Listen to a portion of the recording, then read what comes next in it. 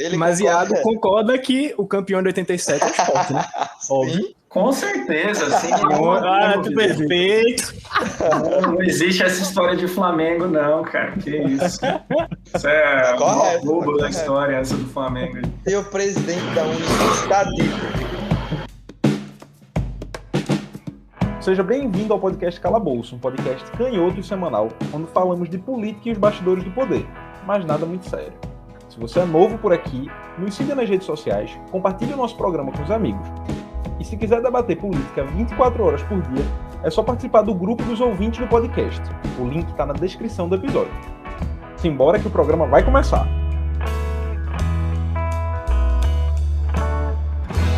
Esse é o episódio 16+1, com a participação especial do presidente da União Nacional dos Estudantes, Iago Montalvão. Com ele, conversamos sobre movimento estudantil, política e economia, e ainda teve um ranking, ou melhor dizendo, ele disse qual seria o pior ministro da educação. Uma tarefa nada fácil. Escuta até o final, que tá muito massa. Mas para quem não me conhece, eu sou Pedro Caldas, e do meu lado esquerdo, no último programa, o cara disse que tava com a vida boa, mas ele tá dormindo o dia todo, gente. Alan Cavalcante. Peraí, pô. Eu tenho meu direito, pô. Caramba, 2h30 da tarde a gente não conseguia falar contigo pra resolver um assunto sério, tá ligado? Não, mas... rolê importante, assim. Não acontece, a gente não conseguia falar com o cara. Tô de férias, pô. Tô de férias. É, isso é inveja, porque a gente não consegue. É, bando de invejoso. Isso é inveja. Também do meu lado esquerdo, o habitante do Janga feliz porque o bairro finalmente ganhou o destaque que merece. Diego Gomes. É isso. Venham cá que a gente vai visitar Gil, porque ele mora aqui pertinho de mim. Mas mentira, o cara tá indo pra Califórnia, não vai ficar por aqui pelo Janga não, mas já deu uma valorizada no bairro, agora o Brasil sabe o que é o Janga, onde é o Janga. Porque, olha, eu vou dizer uma coisa a vocês, e eu já acho que eu já disse aqui em outros episódios. Dentro de Paulista, o Janga é valorizado, todo mundo quer morar nas praias. Agora, fora de Paulista, vai arrumar uma boizinha no Janga pra tu ver? O Janga é meme fora de Paulista, o Janga é meme total. Agora não, o Janga agora entrou na rota do turismo. Agora tá. Verdade. Na rota do turismo. Mas então vamos para o Trend Topics, um quadro onde a partir de um levantamento que eu faço do Twitter, a gente comenta os principais fatos da semana, começando pela quarta-feira. Acabou o BBB, consequentemente agora as redes sociais voltaram a comentar sobre política de maneira mais recorrente. Paulo Gustavo se tornou eterno e Ciro Nogueira foi destaque por um caso de machismo na CPI da pandemia. Acho que Diego, eu vi uma postagem dele sobre isso, ele pode falar. Mas também na CPI da pandemia teve o depoimento de Nelson Teich, ex-ministro da Saúde, que disse que saiu do Ministério por não defender a cloroquina. Então, Pedro, eu tô tentando assistir na íntegra o máximo possível a CPI, né? E eu tava assistindo na hora que deu essa confusão. O que é que acontece? A gente tem uma CPI completamente masculina. A gente não tem a presença feminina nem nos 7 suplentes da CPI da Covid. E foi feito um acordo ali, né, entre as lideranças, de que as mulheres, ainda que não tivessem direito ao voto, as senadoras, elas teriam direito ali a poder questionar, né, inquirir o depoente que estivesse no dia lá na CPI presente. Isso foi um acordo firmado. A gente sabe que o governo tem minoria dentro da CPI, então tudo que for colocado para votar eles vão perder. Por isso o objetivo deles é realmente obstruir. E daí, quando foi concedido a palavra a 2 senadoras, né, que se inscreveram, chegaram cedo para poder conseguir se inscrever e seriam uma das primeiras a inquirir o ex-ministro Teich, o governo aproveitou para obstruir, né, dizer que estava fora do regimento, né, começaram a argumentar, e realmente, assim, fora do regimento está, mas a gente sabe como as coisas funcionam, e que lá se debate, se discutiu e se considerou que era importante se ter uma voz feminina nessa CPI, e a galera quis obstruir, não deixou as mulheres falarem, se iniciou ali uma briga, dedo na cara e confusão, e tudo aquilo que a gente já está acostumado, infelizmente, a ver na política. Um comentário sobre o pronunciamento do Teich, né, que mano, o cara não falou nada, assim, com nada, tava completamente acuado, só disse uma coisa ou outra ali que era importante, muito diferente do pronunciamento do Mandetta, né? Eu fiquei imaginando que ele tava ali com medo de alguma coisa, de sofrer algum tipo de retaliação, enfim. Ele fugiu de tudo, né? Ele não fugindo prejudicou ninguém e nem se prejudicou, né? Ele Tipo assim, tem uma fala que é muito importante, porque os governistas estão querendo chamar médicos e cientistas que defendem o uso da cloroquina. E aí tem uma fala do presidente da comissão que ele coloca assim: ó, vocês têm certeza que querem chamar essa galera? Se no final essa CPI decidir que o uso da cloroquina, o incentivo ao uso da cloroquina foi um lance criminoso por não ser um medicamento recomendado e causarem outros problemas de saúde, essa galera vai responder judicialmente, sabe? Então, se vocês têm certeza que vocês querem chamar essa galera, então até o próprio Queiroga, que foi lá o atual ministro da Saúde, vai lá e nega. Ninguém vai dar a cara a tapa, vai colocar sua cara lá e dizer, ó, eu defendo a cloroquina, não. Então, assim, o Tite fez uma defesa em relação a isso, se defendeu, se colocou contra, mas de resto, assim, ele lavou as mãos, não atacou o governo, não ajudou a oposição, não ajudou ninguém. Mas foi, né? Ele ficou pouco tempo no ministério, não teve uma atuação efetiva, nem no sentido de brigar com o Bolsonaro, nem no sentido de seguir o que Bolsonaro disse, né? Diferente do ministro anterior e do ministro posterior a ele, né? Então é isso, ele é uma figura realmente esquecível, mas eu acho relevante só essa conversa dele sobre a cloroquina, de que realmente o governo botou um ministro que concordava ideologicamente com o que o governo queria e que vai contra a ciência, né? Depois de Taish, né? Então, basicamente, para mim, só ficou isso desse dia aí da CPI da Covid, e além do caso de machismo, né? E foi a melhor cena do mundo, foi Renanzinho perguntando, Renanzinho maravilhoso, né? Perguntando 10 vezes a Nelson Taish: ministro, o senhor concorda ou não com o uso da cloroquina com essa postura do governo federal? Aí Taish: mas é porque é um critério científico, não sei o que lá. Aí teve uma hora que o Omar Aziz pegou e ficou pé da vida: ministro, até minha filha de 2 anos de idade conseguiria responder sim ou não.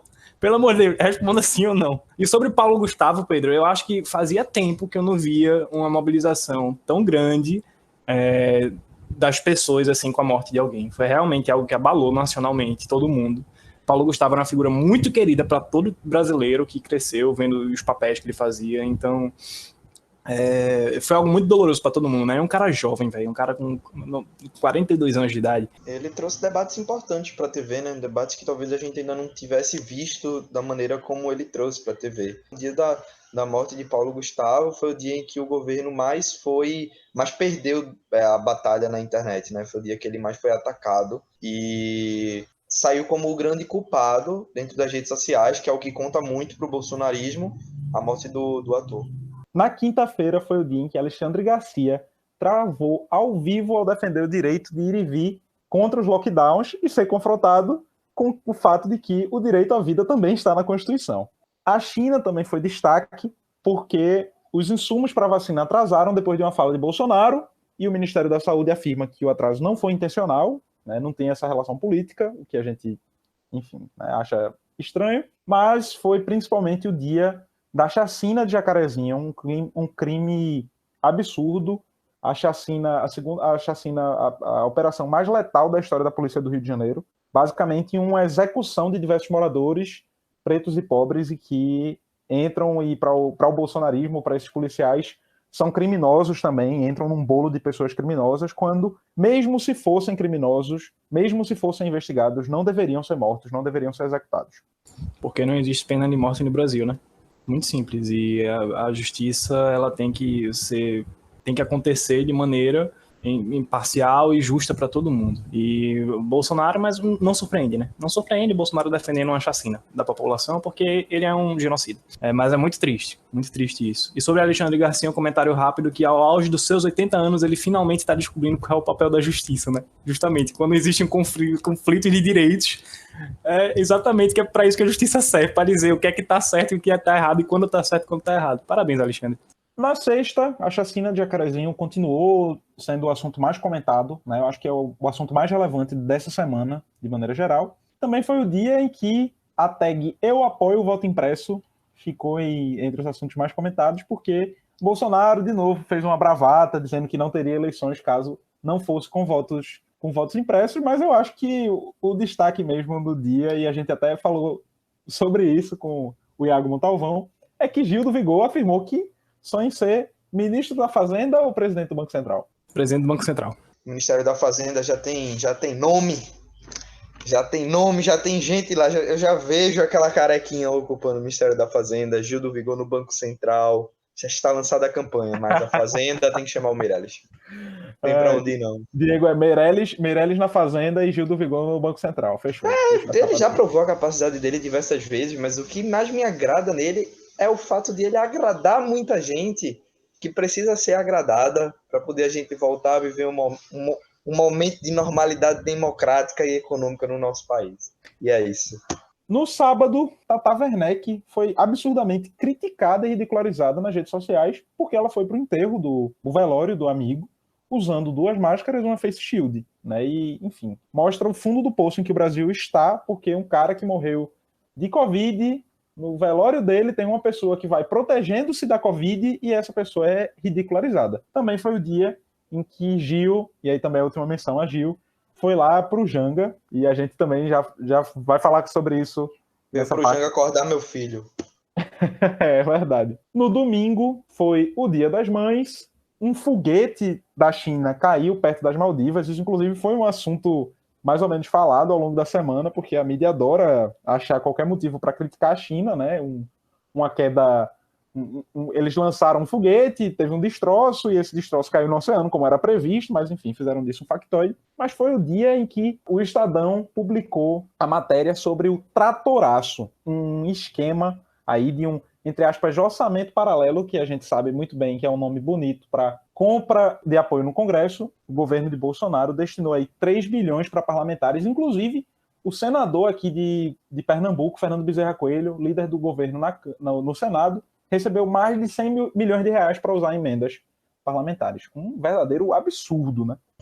É o de sempre, né? O Brasil, infelizmente, eu vejo que o nosso sistema político induz a esse tipo de comportamento, né? Eu não estou dizendo aqui que isso deveria funcionar dessa forma, mas estou dizendo que o presidencialismo de coalizão, a gente viu talvez em todos os governos que a gente teve desde a redemocratização, essa postura de tomar lá da cá. Em alguns momentos a gente vê indícios ali de corrupção, como no caso do Mensalão, depois do Petrolão, e no governo Temer e agora no governo Bolsonaro, são indícios muito claros de corrupção realmente para o executivo comprar praticamente o legislativo, né? São 2 poderes que deveriam atuar separados na nossa democracia, mas acaba sendo cooptado pelo executivo, né? Pelo federal. Mas enfim, eu entendo talvez que isso para poder ser algum tipo de governabilidade, mas é absurdo.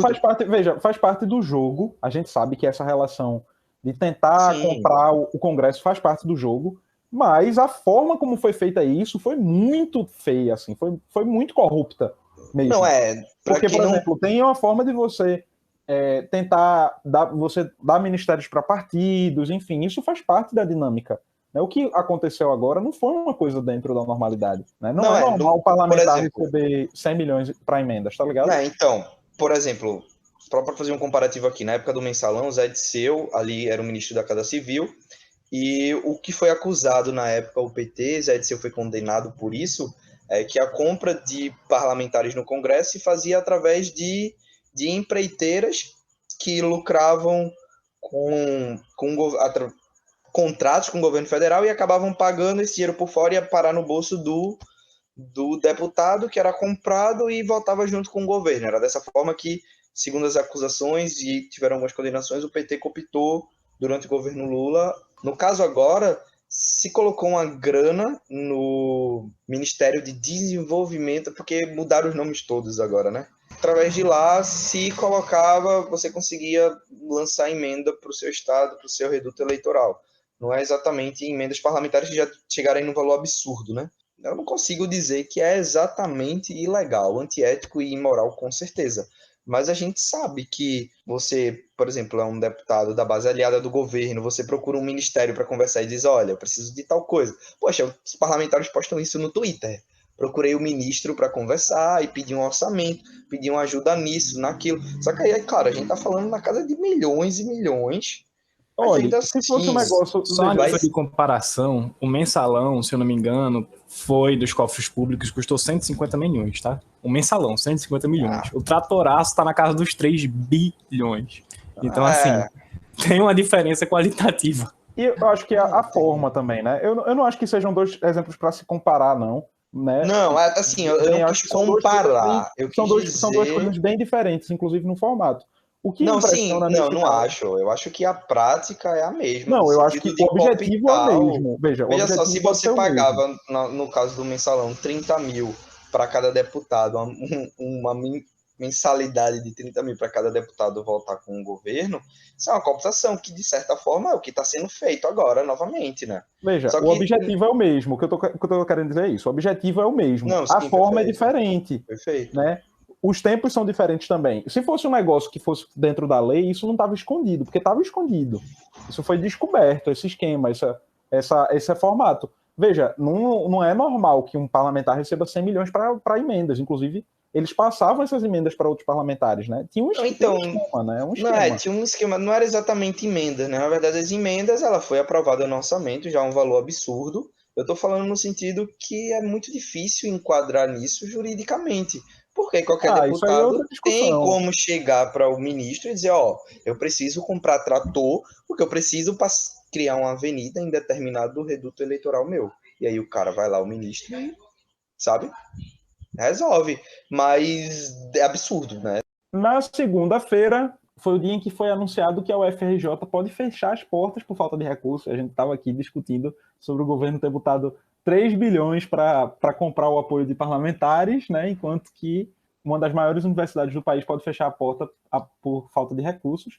Mas também foi o dia em que o ex-prefeito, ex-ministro e ex-candidato à presidência da República, Fernando Haddad, foi participar do podcast da concorrência, o Flow, e foi, entre aspas, refutado. Um absurdo, velho. Você vê o vídeo, é um negócio chocante. Como é que... Não, gente, não escutem não, essas concorrência não. Escutem Haddad, por favor, venha ter perguntas decentes, críticas pertinentes, que sejam mais profundas do que a profundidade de um Pires. Porque é essa profundidade de Monark, velho. Ele tem a profundidade de um Pires, sabe?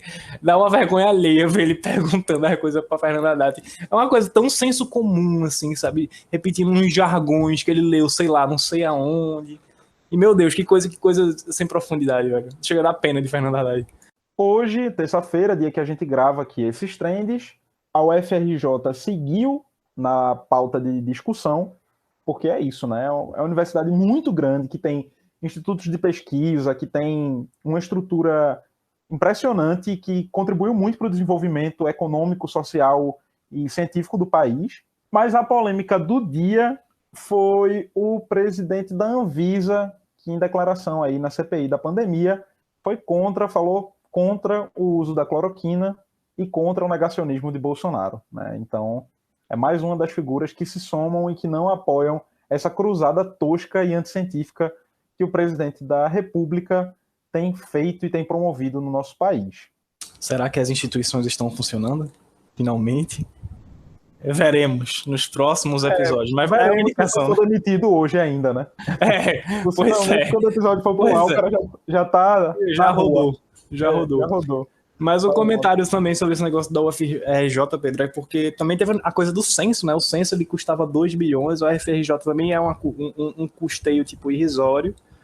E enquanto a gente compara justamente uma compra de emendas parlamentares de 3 bilhões, a gente tem 3 bilhões para dar para parlamentar, mas não tem 2 para fazer um censo a cada 10 anos. 3 bilhões já era o paralelo, viu? Ainda tem o paralelo oficial, né? Ainda tem o dinheiro oficial para emendas, que já era uma montanha de dinheiro, uma montanha de recursos, como nunca foi gasto, né? Então, isso diz muito sobre nossa sociedade que a gente tá falhando em tentar ser. Mas enfim, gente, esses foram os assuntos mais comentados da semana. Fiquem agora com a segunda parte do programa, com a participação especial do presidente da União Nacional dos Estudantes, Iago Montalvão. Valeu! Derrubei o negócio aqui.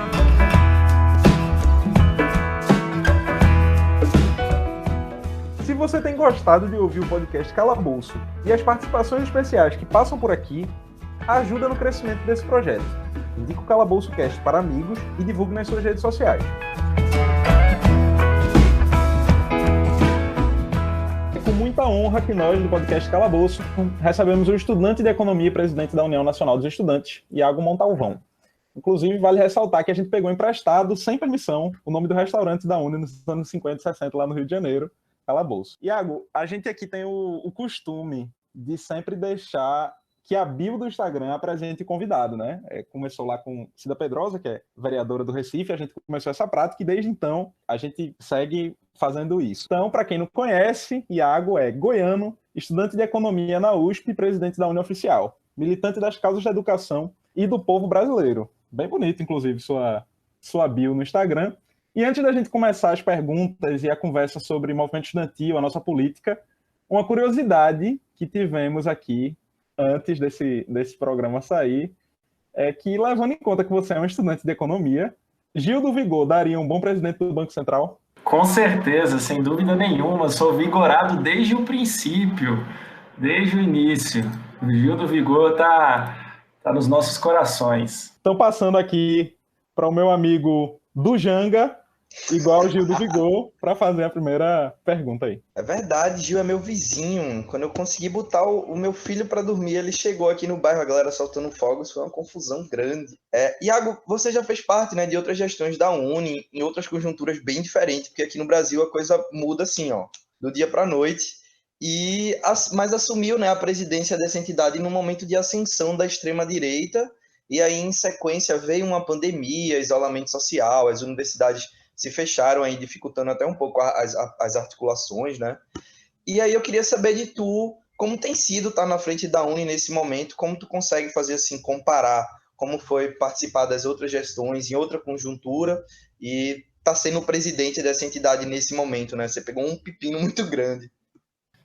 Diego, isso aí, é um pepino muito grande mesmo. Eu costumo dizer que, por um lado, tem todas essas dificuldades de uma gestão em meio à pandemia, mas por outro, talvez seja a gestão mais lembrada na história, porque das últimas décadas, né? Porque todo mundo vai dizer, olha, aquela foi a gestão da pandemia.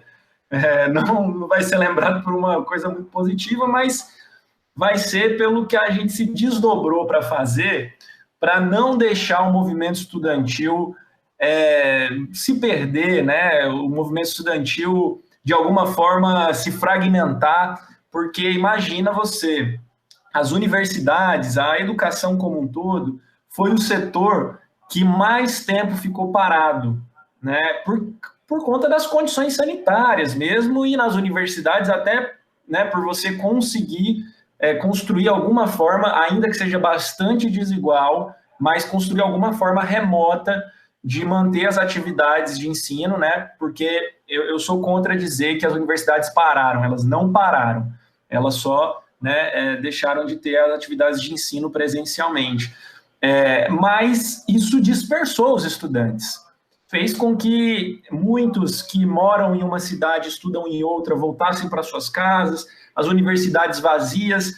O nosso instrumento de luta e mobilização é a passagem em sala de aula, é a reunião, é a plenária, é a assembleia, é passeata, povo na rua, e nós ficamos aqui quase 1 ano e meio impossibilitados de fazer isso, né? Então, a gente teve que apelar para outros mecanismos, como as próprias redes sociais, e foi assim que nós conseguimos várias mobilizações, levar adiante várias mobilizações, como, por exemplo, o Adia Enem, que eu gosto de usar muito, porque, para mim, foi muito simbólico como nós conseguimos levantar uma pauta e fazer o governo recuar nessa pauta pela mobilização das redes sociais. Porque a gente conseguiu ganhar a atenção dos artistas, dos influenciadores, da imprensa, e aí em diante dos parlamentares, da própria justiça, que foi empurrando o governo a ceder. Mas eu poderia falar do Fundeb, outra conquista importantíssima. Enfim, muitas lutas fizemos dentro das condições, ações de solidariedade, né, diálogo com a galera que estava mais sofrendo nesse momento. E agora a gente vem numa situação muito complexa, de muita dificuldade, em que essas ações virtuais já vão se esgotando e que já sinto uma certa movimentação de retomar das ruas com a tentativa de se proteger, mas com um clima muito forte de, mesmo com a pandemia, vamos ter que ir para a rua, porque tudo que a gente podia fazer, a gente já fez, e o governo continua, pela irresponsabilidade dele, matando muita gente. Imagino que essa pergunta que eu vou lhe fazer não é uma pergunta fácil, mas nesse tempo que você está aí à frente da Uni, qual foi o pior ministro da educação que passou lá em Brasília? É uma pergunta difícil porque, assim, acho que todos foram muito ruins, né? A gente tem uma safra aí de péssimos ministros da educação como a gente nunca teve, né? Imagino. Olha, uma coisa eu tenho certeza, esse é o pior governo que o nosso país já teve para a educação. E entre os ministros tem uma disputa acirrada ali entre qual é o pior.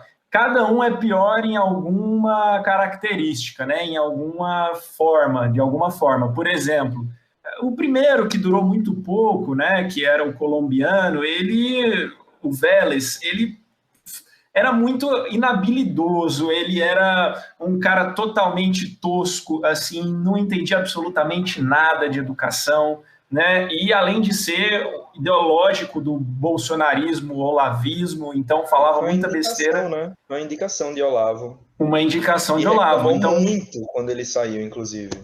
Reclamou muito, e isso já dava uma demonstração para nós do que viria a ser o MEC, né? Um instrumento de guerra cultural. E, o MEC virou isso, muita força, né?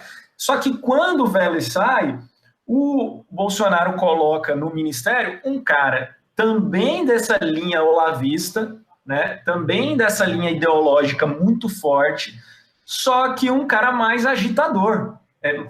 Um cara que, do ponto de vista da agitação política, era mais radical, da agitação ideológica, ele era mais radical, e ele era até o melhor propagandista, vamos dizer assim, da ideologia bolsonarista, né?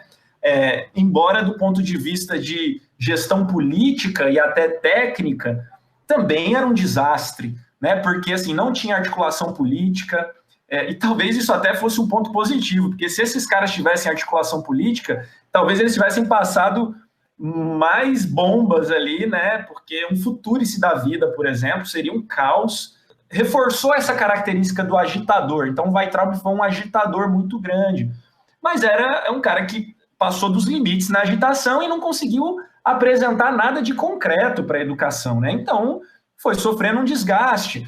As próprias mobilizações estudantis contribuíram muito para o desgaste dele, né? E ele via na Uni uma referência muito grande de disputa, tanto que ele gostava muito de falar da Uni, né? Quando teve o tsunami da educação, quando teve a luta pelos erros no Enem, no adiamento do Enem, ele ficava sempre citando a Uni, e isso foi desgastando ele, e ele chegou aquele momento ali em que ficou insustentável.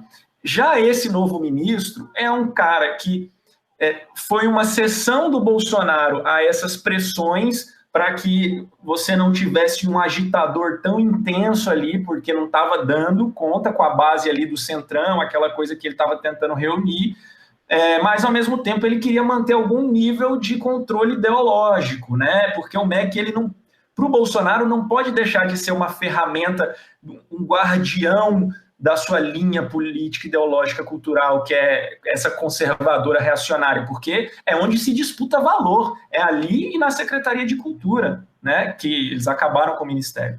Então, manteve minimamente essa linha, né, do cristianismo fundamentalista, só que um cara menos agitador. Só qual que é o problema desse?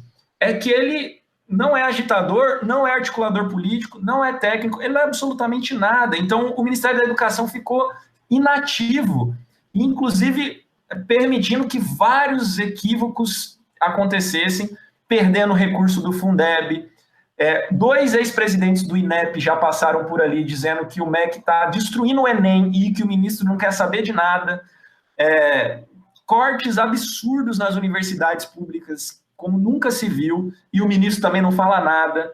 Então está deixando passar tudo e não tem uma política pública proposta. Os estudantes nas escolas sem aula não conseguem ter acesso à internet, estão sofrendo horrores e não houve uma comissão construída pelo MEC para debater educação em tempos de pandemia. Então é uma inatividade total, é o desmonte total. É isso que a gente tem visto acontecer. O movimento estudantil, ele predominantemente é um movimento que tem muita ligação com muitos partidos e instituições mais progressistas, mais à esquerda.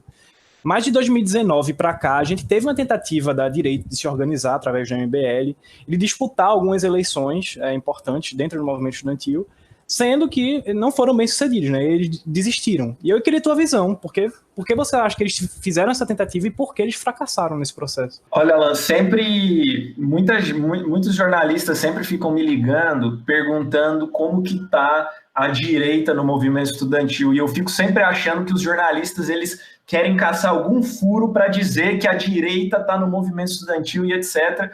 E embora eu ache que esse espantalho, esse fantasma possa ajudar até a unificar o nosso campo, mas eu sou sempre muito sincero, cara.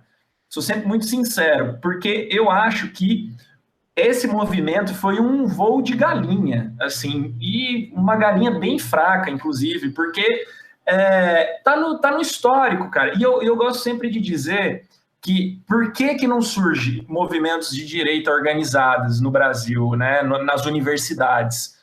Primeiro, porque a ideologia de direita reacionária, ela é incompatível com a juventude. É muito difícil, cara. O jovem, ele quer sonhar coisas novas, ele quer trazer valores novos, ele quer repensar o que está na sociedade. E os caras querem simplesmente defender coisas que os velhos acreditam e defendem. Então já começa aí. Aí você vai para a universidade, que é um outro ambiente que também existe para pensar coisas novas, para refletir, para modernizar, para quebrar estigmas, para quebrar valores cristalizados. A ciência, ela é isso. A ciência, e a universidade é ciência, né? É ciência, é pensamento teórico, empírico. A ciência é destruir paradigmas, né? É repor novas ideias. Então, não cabe, num lugar desse, um tipo de pensamento que busca manter ideias antigas, tradições, cristalizar. Então, eu acho que houve um voo de galinha porque o movimento de direita veio forte naquela resposta, né, no golpe ali de 2016, naquelas mobilizações contra o governo Dilma, e aí o MBL conseguiu beber um pouco disso, mas a partir do momento em que vem Temer e começa a atacar as políticas educacionais, vem Bolsonaro, aprofunda esses ataques, e essa juventude que está na universidade começa a perceber que esse projeto não é compatível com o que a gente defende, a revolta começa a ganhar um corpo muito grande, e essa turma vai ficando isolada. E no movimento estudantil, você não consegue ter presença forte se você não tiver uma articulação nacionalizada. Você precisa ter um coletivo, uma organização que se fale entre o Brasil.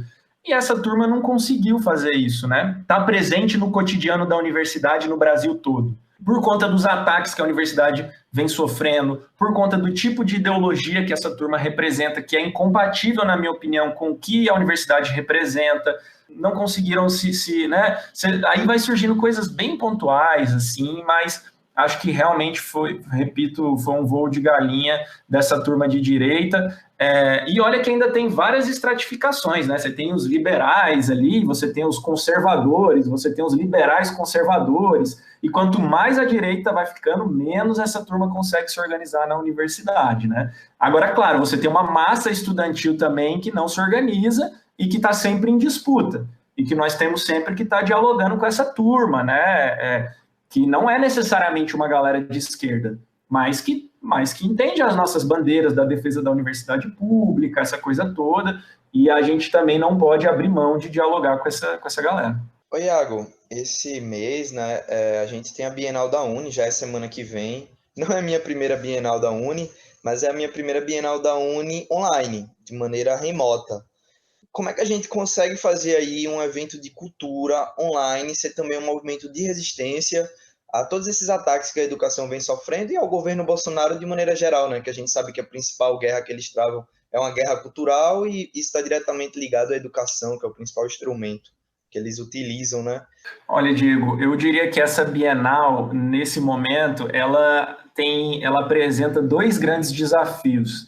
Eu não digo dificuldade, porque eu acho que desafio é algo que faz a gente a construir alguma coisa diferente, que tenha a mesma intensidade ou impacto, ou às vezes até maior, né? Mas são dois desafios, que é organizar uma Bienal em tempos de pandemia, ou seja, virtualmente em sua maioria, e organizar uma Bienal em meio a uma conjuntura absolutamente confusa e muito atribulada, né? Porque tem ataque do Bolsonaro na universidade, no meio ambiente, muitos ataques na cultura através da censura, através da redução de investimentos, né? Embora você tenha tido uma grande vitória fruto da mobilização da classe artística e da sociedade, que foi a Lei Aldir Blanc, né? Que a gente vai refletir sobre isso na Bienal, inclusive. Então eu colocaria esses dois desafios. Mas como que, por outro lado, eu acho que a gente contribui com esses dois pontos aí que eu levantei? A Bienal Online, ela vai romper com um paradigma, né? Como eu falei aqui, já que a universidade gosta de romper com paradigmas. A Bienal já estava consolidada presencialmente, era o maior evento estudantil de cultura da América Latina, as pessoas já entendiam a dinâmica, já estava marcado no calendário. Mas agora a gente vai fazer alguma coisa diferente que pode marcar, inclusive, novas ferramentas para a gente aprender a usar, né? Por exemplo, nós estamos pela primeira vez fazendo um campeonato de jogos digitais, um campeonato de LOL, que as atléticas entraram, e uma galera que nunca mexeu com o movimento estudantil está entendendo o que é a Uni a partir de um campeonato de LOL, com a atlética do cara lá, que não está conseguindo fazer jogos presenciais, está fazendo campeonato de esportes na faculdade. Então, a gente vai encontrando outras formas de dialogar. E, ao mesmo tempo, imagine, numa Bienal que vai 8 mil, 10 mil pessoas, vai quem consegue pegar um ônibus para ir se deslocar, às vezes até do Amazonas para Fortaleza, 3 dias, 4 dias, e muita gente acaba não conseguindo ir. Dessa vez as pessoas vão poder assistir. Não tem o mesmo clima, intensidade, mas tem essas coisas, né, que a gente balança também e consegue atingir públicos novos, falar sobre coisas novas. E a Bienal vai ter que representar nesse momento um instrumento de luta. Por isso que o tema que a gente escolheu é Brasil, um povo que resiste. Porque a gente quer falar para as pessoas que a cultura, que a arte, como formação de identidade do povo brasileiro, ela também foi um instrumento importante de construção da resistência. Porque, cara, veja só, a gente começa na Bienal falando da Semana de Arte Moderna, que já foi uma resistência ali, por mais que tenha envolvido as elites brasileiras, mas já era uma resistência a toda aquela tentativa de dominação cultural estrangeira.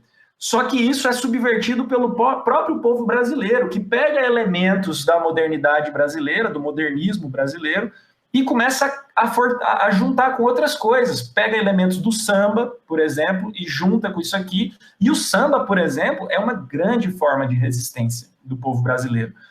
O rap, que é uma outra linguagem que nós vamos trazer para a Bienal também, vamos ter o Emicida na Bienal, vamos ter o Dexter, vamos ter o KLJ. Linguagem de resistência construída pela criatividade do povo brasileiro, que pegou o hip hop, né, lá dos Estados Unidos e transformou numa coisa própria, brasileira. Então, é isso que a gente quer falar e mostrar para as pessoas que, nesse momento, a cultura e a arte também tem que estar à disposição da luta contra o Bolsonaro. É isso que os estudantes artistas, os movimentos culturais, vamos trazer todo mundo e todas as formas de ampliar nosso diálogo para a gente mobilizar mais gente contra esse governo. Aproveitar a bola levantada para fazer propaganda do Cuca da Uni, né? O Circuito Universitário de Cultura e Arte da Uni, que eu contribuo e contribuí já muito. Inclusive, na última Bienal, eu fiz parte lá da cobertura, junto com Carla, com Rebeca, e, inclusive, essa agora, né? Eu participei das gravações, fiz gravações aqui do lado C de Pernambuco, que vai passar na Bienal, né? Então também assistam para ver meus vídeos lá, tá, gente? Mas Alan. É interessante porque a cruzada do governo Bolsonaro, sobretudo, é uma cruzada cultural, né? O principal foco deles é nisso, é na cultura, na educação. Tanto é que eles largaram de mão aí os debates liberais aí na questão da economia. A galera tá tudo surtando com o Guedes e eles não entregam, porque eles estão em outra cruzada, eles estão pensando em outras coisas, não é do interesse deles tanto.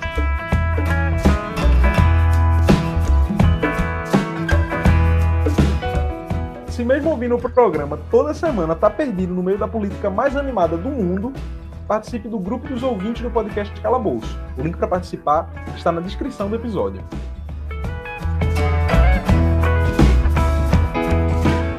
Então, Iago, primeiro eu queria parabenizar, porque assim, eu não tava sabendo dessa história do campeonato de LoL, é uma inovação assim, tremenda, e eu sou LoLzeiro, eu adorei, então eu achei o máximo isso. E, de fato, isso é o tipo de coisa que aproxima, é o tipo de inovação assim, que aproxima essas pessoas que não conhecem os movimentos.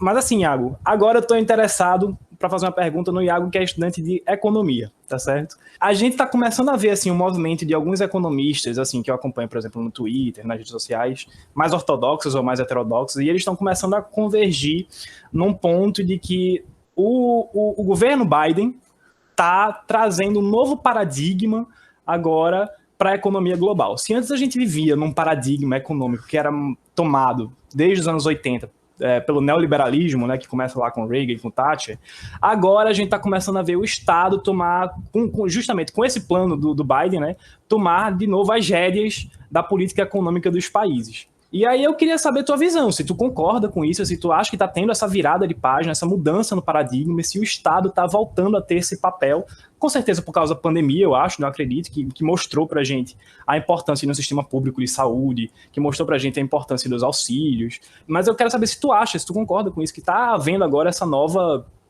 mudança toda nesse paradigma econômico. Cara, olha só, com toda a humildade do mundo, eu quero falar aqui a minha opinião, porque eu acho que o tema econômico ele é absolutamente complexo e mesmo as pessoas mais dedicadas e estudiosas da teoria econômica entram em confrontos absurdos, assim, né? Mas eu tendo a concordar muito com uma linha, né, da política econômica, e óbvio, porque eu sou de esquerda, que acha que, na verdade, o liberalismo há muito tempo tem sido desmistificado, tem sido demonstrado uma farsa. Quando há possibilidade de fortes investimentos, né, quando a economia está aquecida, quando você tem demanda, quando você tem investimento, aí é claro que a mão invisível do mercado vai funcionar muito bem, porque você tem demanda. Demanda aumenta produção, aumenta a renda, aumenta, enfim, tudo se movimenta. Agora, sempre que você tem algum tipo de crise, e a nossa sociedade capitalista, ela vive de crises, isso aí foi o velho Marx que nos ensinou, o Estado é que tem que socorrer as instituições privadas, né? E a pandemia foi só mais uma grande demonstração disso. Mas se a gente observar a crise de 2008, por exemplo, os Estados Unidos teve que construir um grande pacote de um plano de trilhões de dólares para salvar os bancos, né? E veja, a situação ela é tão difícil que se o Estado não salva os bancos, quem se ferra é o povo pobre, porque é uma escala que os bancos dominaram de uma forma, cara. Hoje a nossa sociedade é totalmente financeirizada. As pessoas viraram escravas do capitalismo financeiro. Essa é a verdade. E o que está sendo demonstrado agora é que esse capitalismo financeiro, na verdade, só se preocupa com os seus próprios lucros, que tem uma concentração absurda. Num determinado momento, você chega numa limitação, cara, porque essa concentração de renda no mercado financeiro ela é tamanha que a própria demanda começa a cair. Porque essa turma que está no mercado financeiro, ele não está fazendo o dinheiro girar. Ele está guardando o dinheiro dele lá, meu amigo. Só que é muito dinheiro guardado.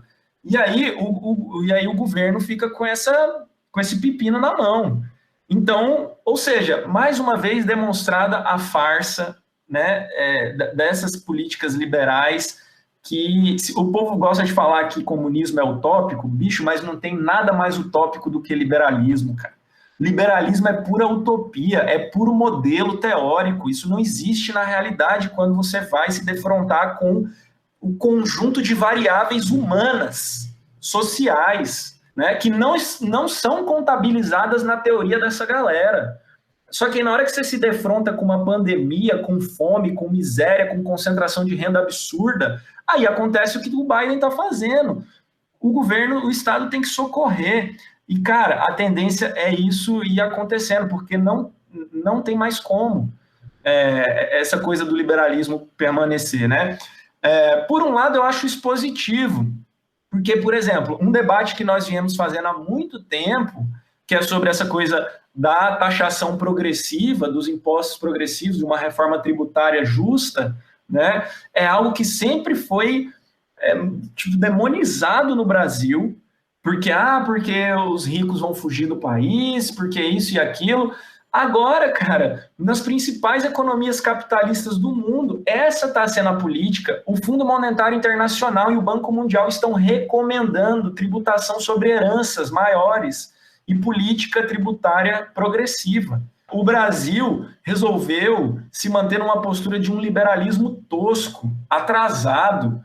Até os liberais dos outros países já saíram dessas ideias que a galera aqui, tipo Paulo Guedes, insiste, né? Então, enfim, eu acho que é mais um sintoma mesmo de um esgotamento dessa política liberal. A própria Hillary Clinton estava dando uma entrevista na semana passada e ela falou assim, nas palavras dela, tá? Que se os Estados Unidos quiser disputar com a China, eles vão precisar tomar de volta os meios de produção. Ela falou isso. Eu fiquei impressionante. Mas é isso mesmo. Eu acho que a gente precisa juntar aqui uma galera de economia, fazer um episódio falando sobre isso. Já fica até o convite para Iago, porque, sinceramente, eu estou preocupado, né?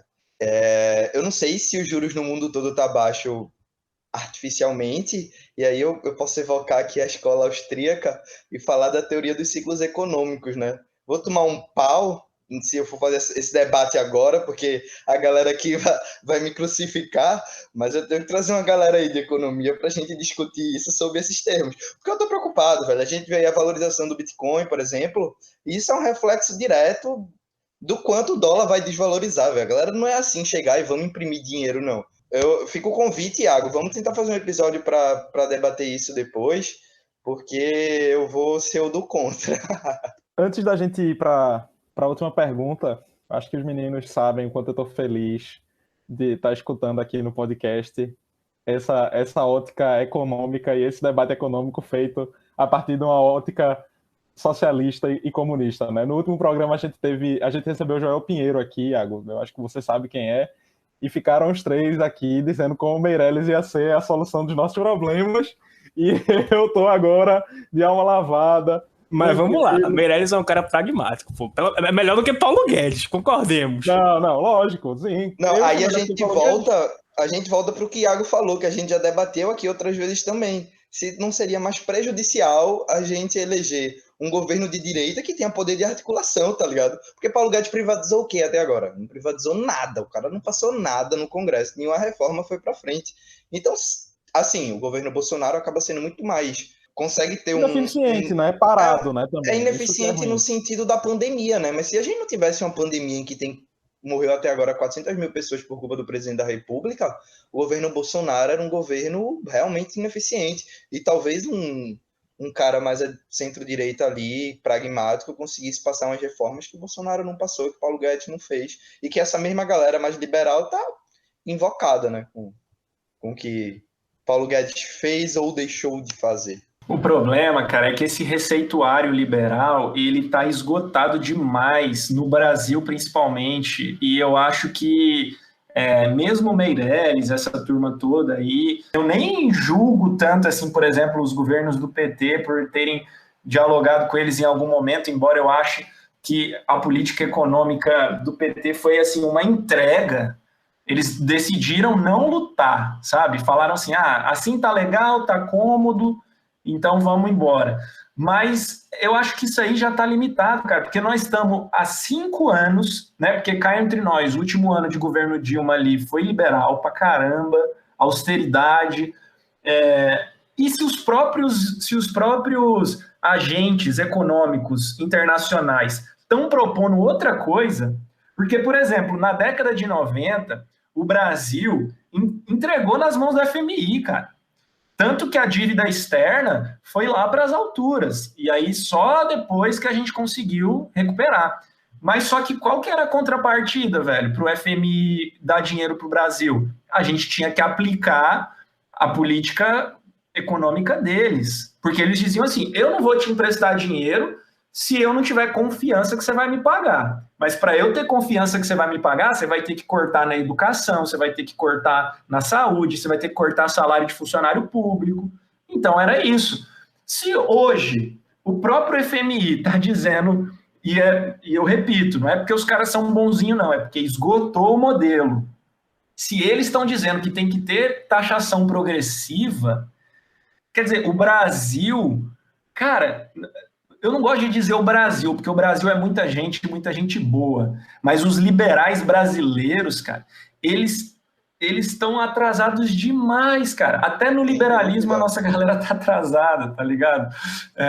Mas eu já que é para falar de economistas, cara, eu recomendo ler o livro da Laura Carvalho, que é minha professora, inclusive, que ela faz uma análise, cara, assim, bem pontual, assim, das políticas econômicas e como que isso impacta, né? Enfim, esse receituário liberal aí Valsa brasileira, está esgotado. Valsa brasileira, e tem um agora sobre a pandemia também, muito interessante. Além de um outro, que é uma coletânea sobre economia pós-Covid, né? Uma coletânea de artigos de vários economistas, que no mainstream liberal é uma galera odiada, né? Mas que traz elementos muito interessantes, cara, e que eu acho que vai chegar uma hora que vai virar essa chave e os liberais vão ficar assim perdidos, porque não vai ter como mais sustentar essa tese deles, que pode ser hegemônica academicamente hoje, mas que na realidade, amigo, tá foda de se comprovar. Indo para aqui, para a nossa última pergunta, Alan é fã de Laura Carvalho, né? Se vez ou outra ele fala. Mas aí, Iago, para a gente terminar o programa, a conversa está muito boa, mas o nosso podcast é curtinho. Qual o maior legado que vocês, ou que a sua gestão deixou para os estudantes do Brasil? E qual tu imagina que são os principais desafios que a próxima gestão da União Nacional dos Estudantes vai encontrar? Falar de legado é foda, inclusive até porque a gente está numa situação já meio que quase dando 2 anos de gestão, né? Que é o tempo que a gente tem geralmente de gestão na Uni. Infelizmente, nesse momento, nós não vamos poder fazer um congresso, né? Mas eu acho que a gente conseguiu deixar uma marca muito forte de que a pandemia por si só não foi capaz de calar os estudantes, né? Diante de tantas injustiças que o governo promoveu nesse momento, que já era difícil para o povo e o governo conseguiu fazer ficar ainda pior, né? Mas eu acho que o legado que fica é que os estudantes têm criatividade, têm muita força de vontade de lutar pela educação, de lutar pelo seu país, e isso ficou demonstrado nessas formas que a gente encontrou de se mobilizar. O fato de não poder ir para a rua não foi paralisador para nós, né? A gente conseguiu encontrar outros instrumentos. Eu acho que a situação de esgotamento dessa pandemia, desse caos e dessa sensação de impotência das pessoas, né, de não poder fazer nada enquanto o país está sendo destruído, vai levar a acontecer no Brasil o que já aconteceu em outros países da América Latina. Então, e eu acho que isso pode ser um legado ainda dessa gestão também, porque o tsunami da educação, por exemplo, em 19, aconteceu em maio, né? Ou seja, também no finzinho daquela gestão. E eu acho que nós podemos ter um novo processo de mobilização agora, e espero que fique justamente isso, cara, que os estudantes, independente da situação, do contexto que a gente viver, nós nunca vamos faltar a luta, nós nunca vamos faltar a organização, nós nunca vamos faltar a necessidade da gente estar mobilizado para lutar pelos nossos direitos, né, dentro de que condições forem possíveis. E acho que, do ponto de vista de conquistas, ficarão legados como, por exemplo, toda a luta pela defesa do Enem, sabe? Por mais que o governo tenha promovido tantos problemas, desgastes, a gente conseguiu estar ali acompanhando os estudantes o tempo todo para a galera não desistir, embora muita gente tenha desistido. A luta pela aprovação do Fundeb, cara, esse para mim é um dos maiores legados, porque o Fundeb agora está na Constituição brasileira. Isso foi uma conquista absurda e que não foi simples, porque o governo, mais uma vez, tentou dificultar o tempo todo. E desde o início da minha gestão, lá em 2019, a gente estava lá no Congresso Nacional participando de audiência pública, de reunião com o relator do projeto, com o movimento educacional para elaborar um projeto que atendesse, né, as expectativas do movimento educacional. Então, não foi simples, sabe? Então, eu tenho muita felicidade de ter participado desse processo. E acho que é isso, cara. Vamos deixar vários legados aí também de fortalecimento da solidariedade, de canais de diálogo com as comunidades, de fortalecimento da nossa comunicação, do nosso uso das redes. Eu acho que esse é um legado fortíssimo que fica. A Uni quase que dobrou suas redes nesse período, né, porque a gente passou a usar bastante e acho que vai ficar um aprendizado. Enfim, são muitas coisas. Espero que fique pelo menos um legado de que a Uni permanece viva e forte. E o principal desafio que tu imagina que a próxima gestão vai ter?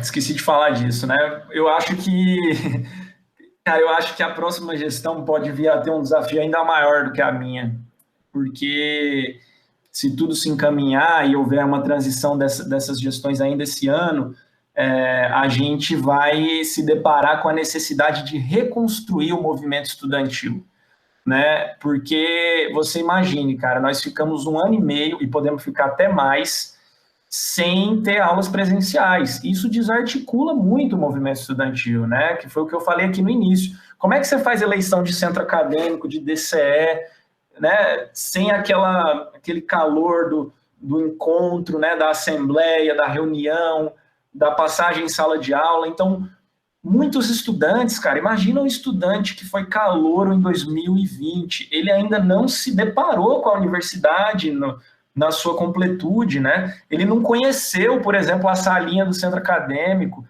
ele não conheceu a sinuca lá e tal, onde ele conversa e socializa com a galera, ele não vivenciou o processo de participar de uma assembleia, de uma roda de debate.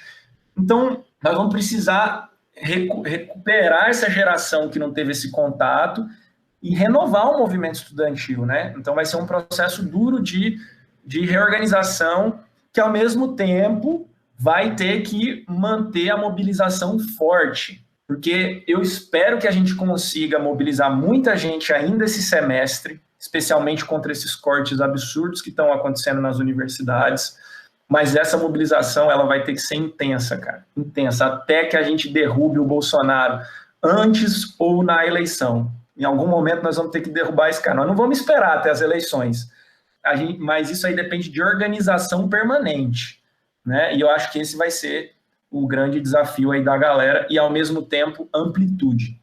Dialogar com mais gente, trazer mais gente, cara, porque a disputa com o bolsonarismo ela é o tempo todo a disputa de consciência, cara, o tempo todo. Não adianta mostrar força na rua se não estiver dialogando com a maioria da sociedade. As nossas ações de rua precisam ser para alcançar mais gente e não para só satisfazer quem já é do nosso campo. Então, eu acho que esse é um outro desafio grande também. Iago, muito obrigado pelo seu tempo, pela sua participação e por tudo que a gente conversou aqui. Foi uma conversa muito rica. E agradecer também ao ouvinte que ficou até aqui e escutou toda essa conversa, todo esse programa. Muito obrigado e até a próxima. O Diego fez o convite aí para você participar de um futuro especial sobre economia e eu espero que mais para frente a gente volte a se encontrar. Não, e eu tenho um comentário aqui a fazer, Pedro. O Iago é vascaíno, né, Iago? Sou vascão com muito orgulho, cara. Então, você concorda com... Eu gosto de futebol. Eu sou Santa Cruz, sou sofredor aqui. Os dois são rubro-negros. Eu sou sofredor, tô lascado. Mas Iago concorda que o campeão de 87 é o Sport, né? Óbvio. Com certeza, sim. Perfeito. Não existe essa história de Flamengo, não, cara. Que isso. Isso é o globo da história, essa do Flamengo. E o presidente da União está dito. Tá bem, então. Porque você está atacando diretamente as instituições. O STF já disse que o campeão de 87 é o Sport. Exatamente. Respeitem a democracia. O povo aqui joga abaixo comigo. Iago, muito obrigado e até a próxima. Valeu, pessoal.